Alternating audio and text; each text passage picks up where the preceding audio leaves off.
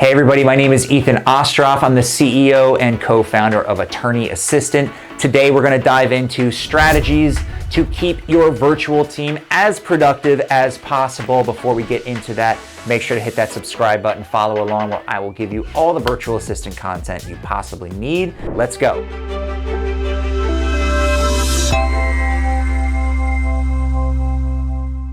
So in order to make your virtual team effective, I know this sounds silly. I know there are a lot of law firms out there that think I must feel and see this person in my office for them to be productive.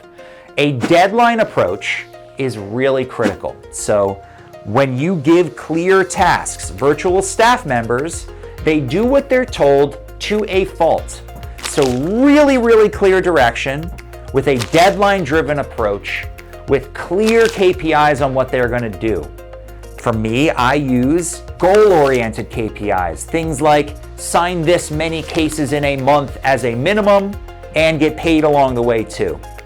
Very clear goals based on results is effective. If you do goals based on activity, what you're going to see is, hey, you must get 55 calls a day logged. They're going to rush through the actual task. So a couple of core foundational things. One, really clear direction.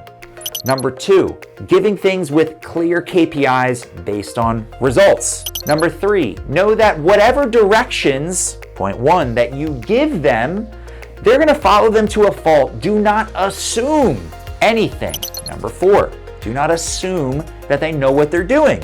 Give really clear direction and make sure that they have no follow-up questions. Number five, make sure they feel safe asking those questions. If they do have follow-up questions and they're scared to ask it, it might be because they're scared because they feel like they're bothering you or they don't know who to go to. So that brings me to point six. Make sure they have a clear person to report to ask those questions. So if you're creating a pod with these virtual staff members, let's say that they're going to be working in your reception department. They need to know they can ask questions and know who to ask questions to in order to really thrive in that pod. Have clear deadlines, have clear directions, and make sure that they really understand the content, which brings me to something that's also critically important. Don't let them go rogue. What I think of when I think of someone going rogue, that means they just weren't 100% sure of what they were doing. If your virtual staff member says they're 99% sure of what they're doing, they're gonna screw something up. If they're 100% sure, go, run, go with the task, go get it done, do it how you feel like you understand. If they say they're 99, don't let them go and do the task until they're 100% sure. If they feel like, oh yeah, I'm almost there, pull all those questions out. Don't let them go rogue. To me, going rogue is they're not 100% sure of what they're doing. 7, make sure they feel comfortable and trusted in the role. Giving positive reinforcement goes even further in a lot of circumstances than a monetary bonus. Just say, hey, you went through the training, I listened to your calls, you're gonna do great, go give it a shot. That positive reinforcement is so important. Number 8, when the cat's away, the mice will play. You must supervise these people. If you don't listen to calls and actually, shadow them or role play with them, let's say that you're putting them in a reception role and they don't know who to transfer calls to, or they don't know how to pronounce your firm name right. If you didn't listen to a few of their actual calls, you can't do quality assurance and make sure they're doing good work. So actually, supervising means listening to their calls or shadowing them while they're working and then giving that feedback right away.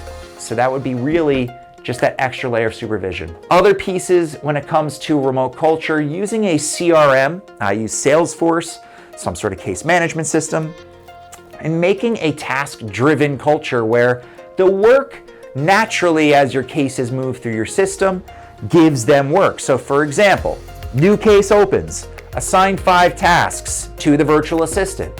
Every time a case opens, it's gonna automatically do that task assignment instead of your case manager or your paralegal or you manually going in and saying, go get, medical records, blah, blah, blah, do this day. I suggest as much auto-assignment of the work as possible, or it will feel inconvenient and annoying to give that person work.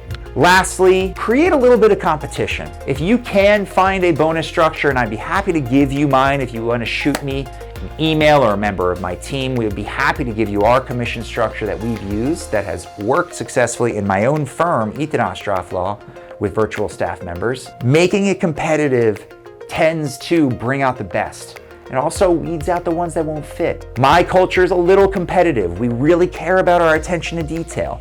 And I'm gonna call someone out if they're screwing something up. That's just our culture. So we're really direct, and we give people an opportunity for growth. Make sure they feel like there is an opportunity to growth, even if they are outsourced from another country.